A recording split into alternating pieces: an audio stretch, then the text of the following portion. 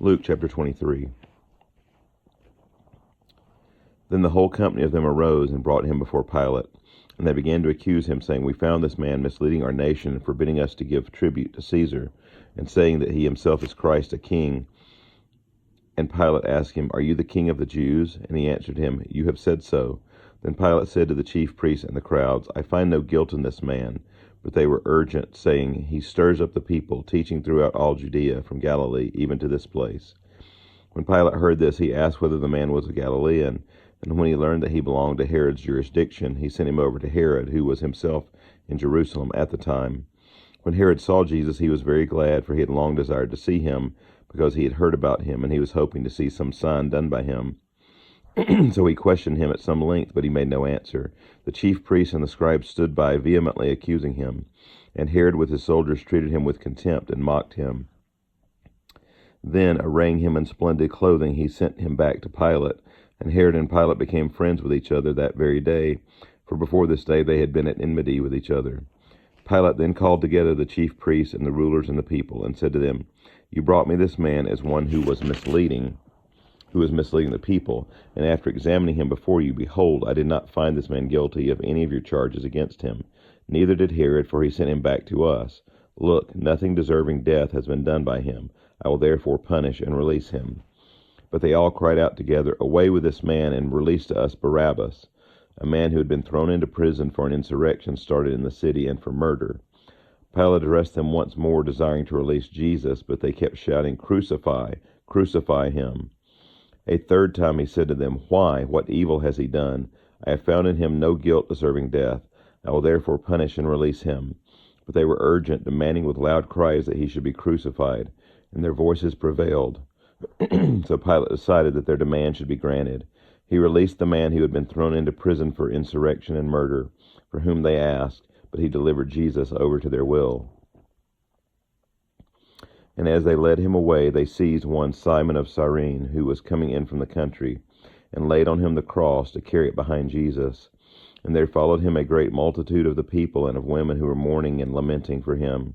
But turning to them, Jesus said, Daughters of Jerusalem, do not weep for me, but weep for yourselves and for your children.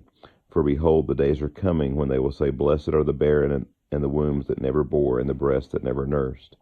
Then they will begin to say to the mountains, Fall on us, and to the hills, cover us. For if they do these things when the wood is green, what will happen when it is dry? 2 others who were criminals were led away to be put to death with him. And when they came to the place that is called the Skull, where they crucified him and the criminals, one on his right and one on his left, and Jesus said, Father, forgive them, for they know not what they do. And they cast lots to divide his garments. And the people stood by watching, but the ruler scoffed at him, saying, He saved others. Let him save himself, if he is the Christ of God, his chosen one. The soldiers also mocked him, coming up and offering him sour wine, and saying, If you are the king of the Jews, save yourself. There was also an inscription over him, This is the King of the Jews. One of the criminals who were hanged railed at him, saying, Are you not the Christ? Save yourself and us. But the other rebuked him, saying, Do you not fear God, since you are under the same sentence of condemnation? And we indeed justly, for we are receiving the due reward of our deeds, but this man has done nothing wrong. And he said, Jesus, remember me when you come into your kingdom. And he said to him, Truly I say to you, today you will be with me in paradise. It was now about the 6th hour, and there was darkness over the whole land until the 9th hour, while the sun's light failed, and the curtain of the temple was torn in two. Then Jesus, calling out with a loud voice, said, Father, into your hands I commit my spirit. And having said this, he breathed his last. Now when the centurion saw what had taken place, he praised God, saying, Certainly this man was innocent. And all the crowds that had assembled for this spectacle, when they saw what had taken place, returned home beating their breasts. And all his acquaintances and the women who had followed him from Galilee stood at a distance, watching these things. Now there was a man named Joseph from the Jewish town of Arimathea.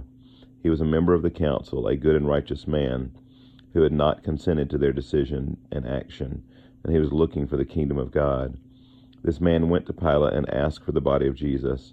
Then he took it down and wrapped it in a linen shroud and laid him in a tomb cut in stone, where no one had ever yet been laid. It was the day of preparation, and the Sabbath was beginning. The women who had come with him from Galilee followed and saw the tomb and how his body was laid. Then they returned and prepared spices and ointments. On the Sabbath they rested according to the commandment. This concludes chapter 23 of Luke.